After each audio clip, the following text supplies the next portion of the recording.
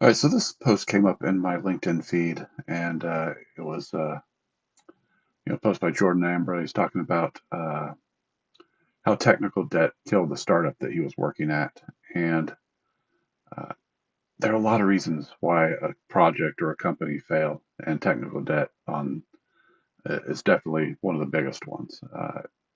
It's something There's this attitude, like you mentioned, this attitude, work fast, break things. That doesn't work. Um, you can't take that approach to development in software. You can't take that approach to a business.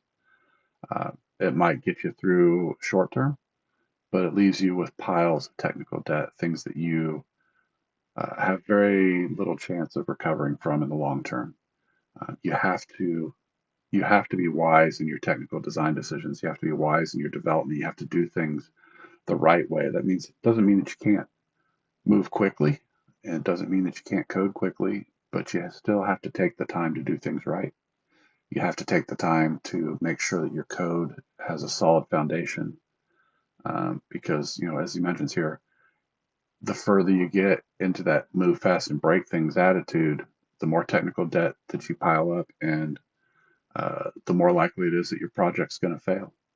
You have to do it right. You have to work the right way, and you have to make sure that your code has a good solid foundation, or your project, or in a lot of cases a company is going to fail entirely.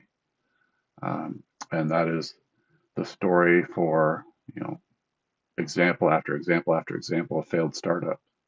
They didn't take the time to do things right. They were rushing to get to market, get things done, and it just doesn't work out. You can't do it that way.